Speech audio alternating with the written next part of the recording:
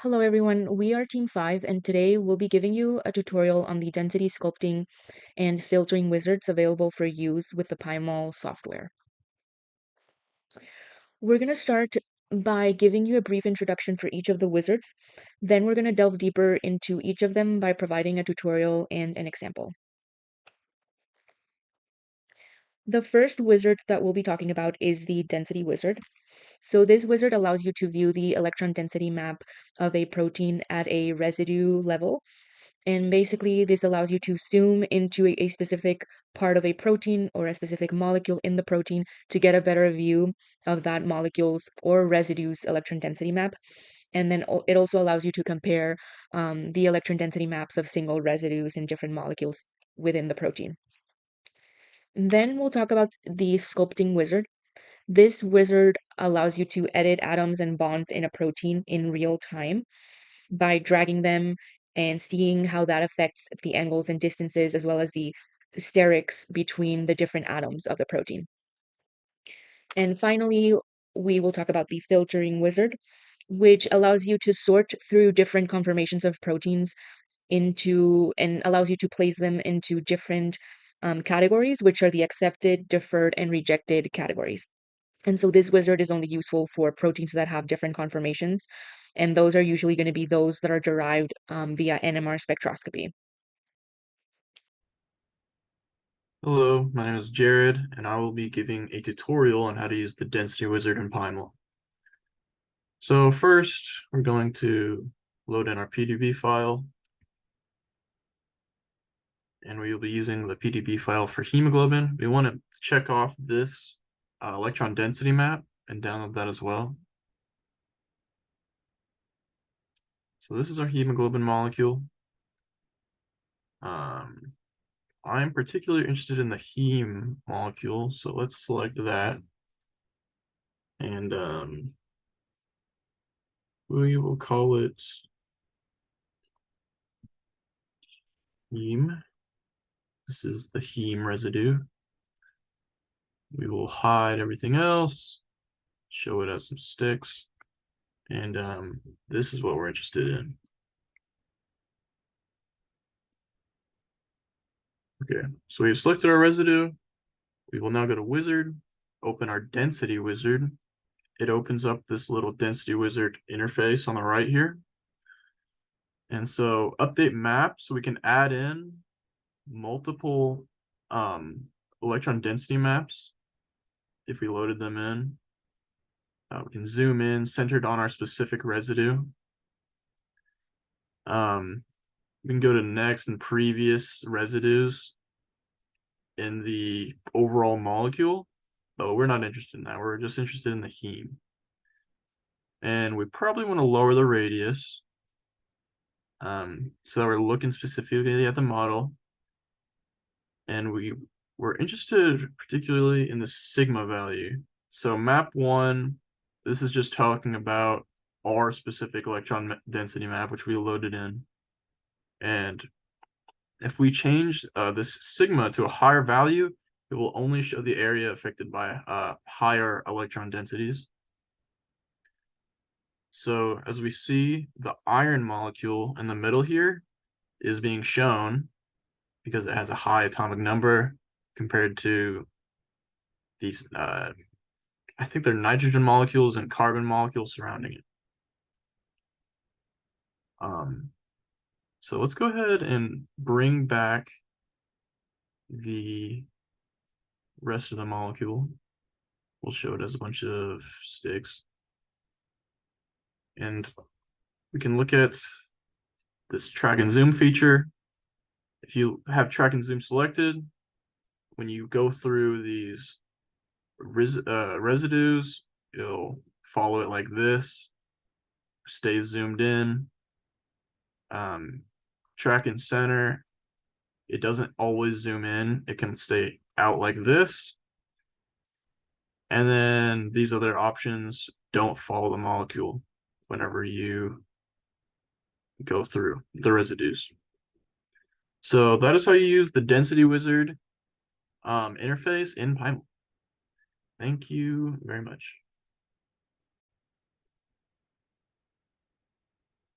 Hi, right now I'm going to introduce the sculpting wizard tool, which is to make conformational changes to the protein. After that, you can also measure bond length, bond angle, and even dihedral angle. So I will use hemoglobin, the protein as a example right now. So we are going to fetch 1A3N. And since it's an editing tool, we will have to choose our mode to editing, which is under the mouse menu, choose 3-button editing. After that, we can go to the wizard menu and choose sculpting right here.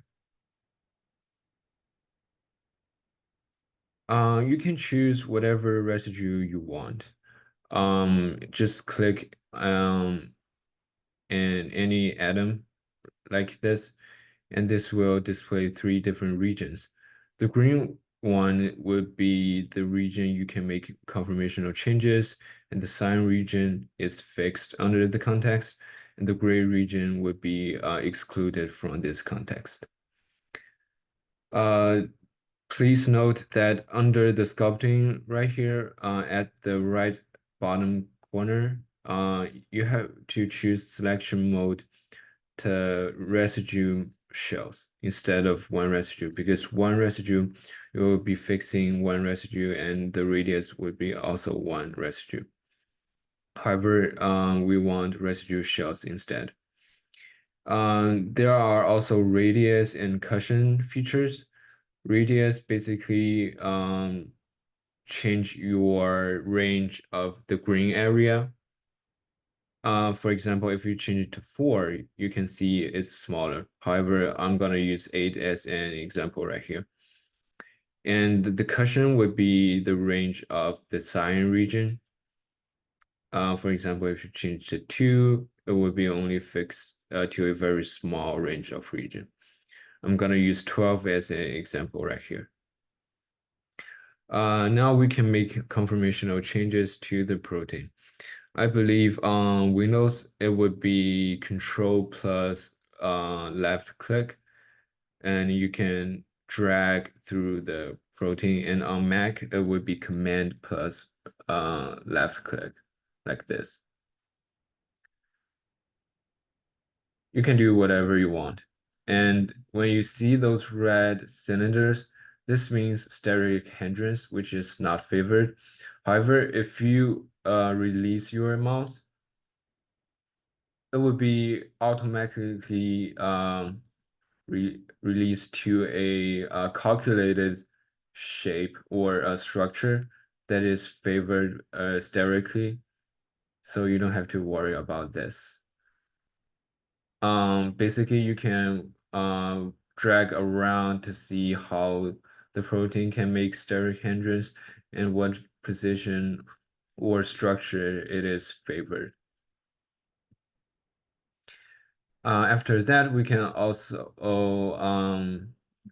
measure bond length and bond angle.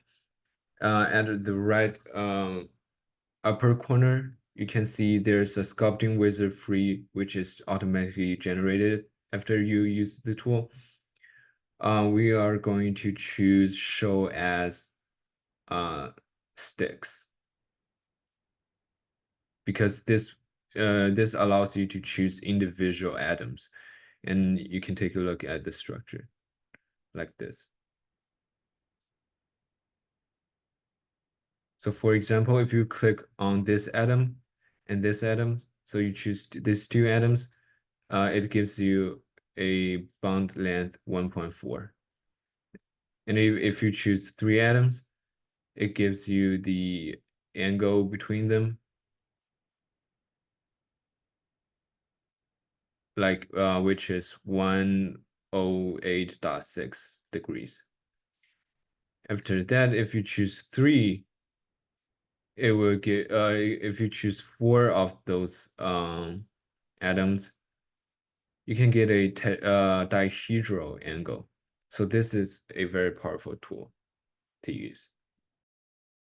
Hello, everyone. My name is Maria Guerra Garcia, and I will be giving you a tutorial on how to use the filtering wizard modality in the PyMOL program. So the first thing that we'll do is open the PyMOL software and either load the file of our protein of interest or fetch the protein by typing in the fetch command into this upper command line. And keep in mind that in order for you to be able to use this wizard, you'll have to select a protein that has multiple conformations. So for purposes of this tutorial, I have decided to use the ubiquitin-like protein, which has a PDB code of 2JVC. Okay, so once your protein is loaded into the program, you can go ahead and change the color to one that's more appealing to you, more convenient. So I'm going to go ahead and do that.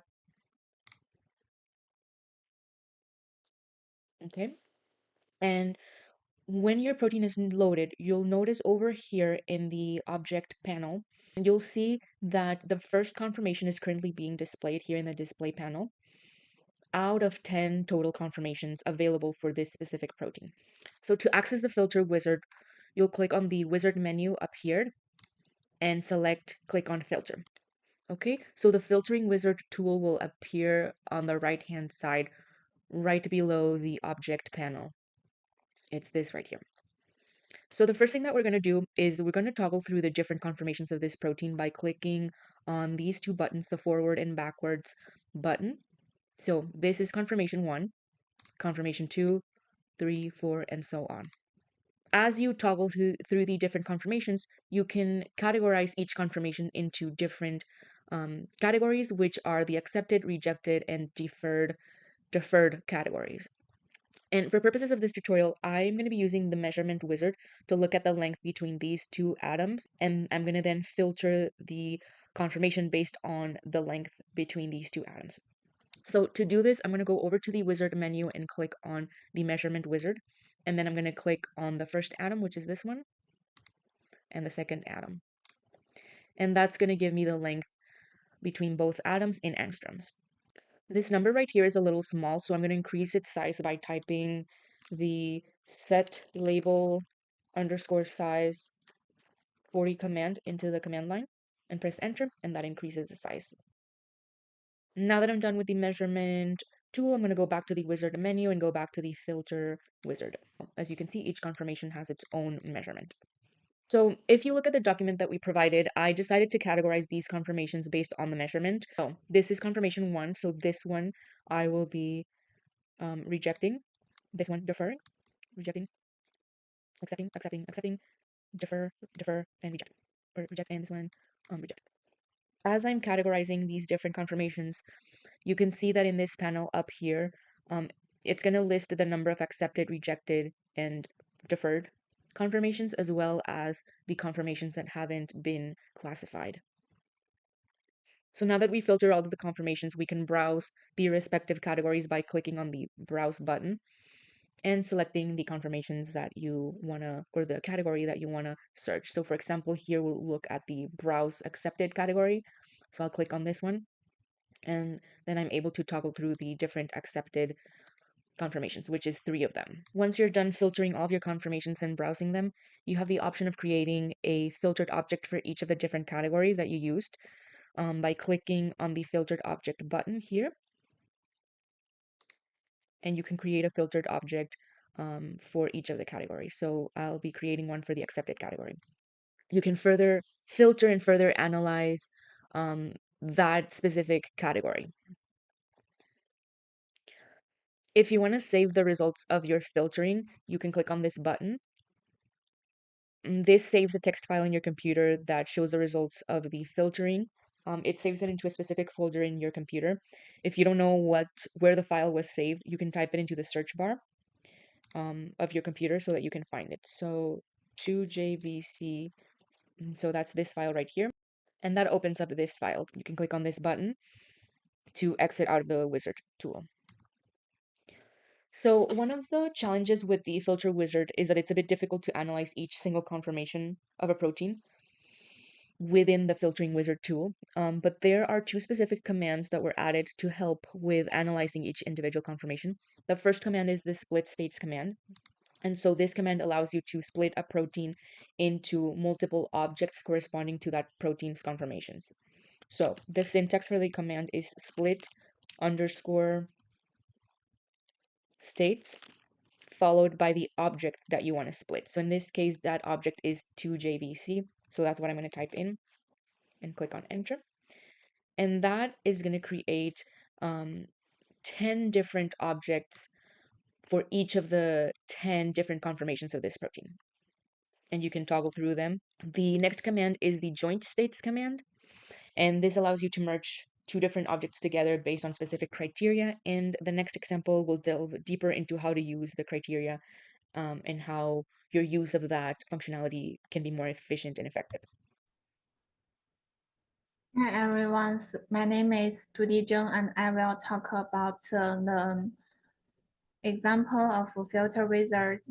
So first, let's we fetch the protein ID called 7ZJY here and show it as sticks by the cartoon to make it much easier to see. And then we open the filter wizard. You can see here and here, and we choose the first two as accept, and the rest will be reject or difference what you choose. You can also move like here on this one. Then we create the filtered object with only accepted. And down for that, you can see here. Only two, it should be what we choose before. Then we delete the previous one. You can see here. Then we can rename it, use the code called set name. Set name, old name 7ZJY accept, and the new name make like a base to corn, for example. Then we can split these two states here. So use code split state.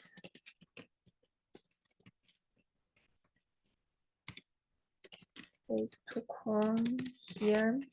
You can see and delete the previous one. You also can rename these two, but I will pass that part.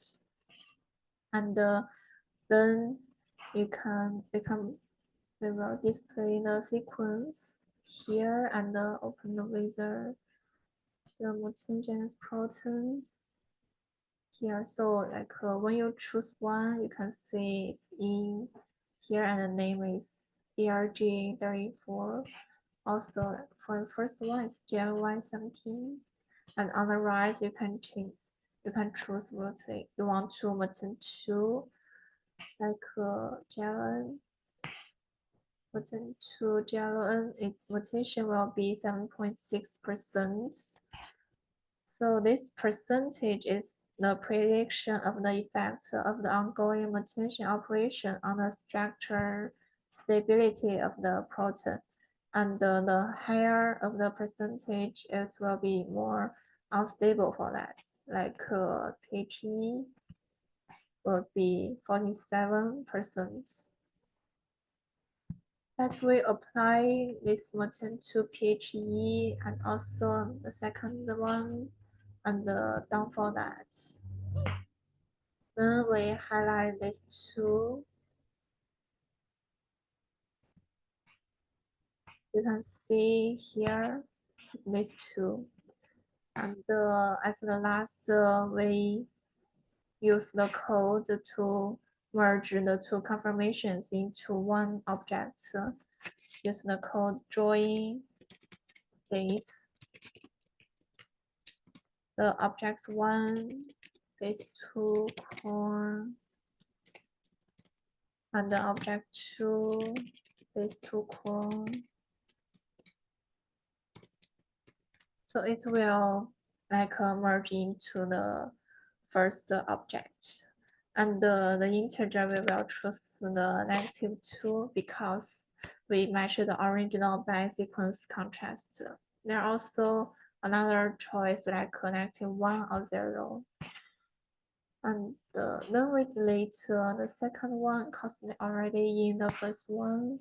You can see here state is two of them. Also, you can use filter wizards to see it. And that's all. Thank you for watching.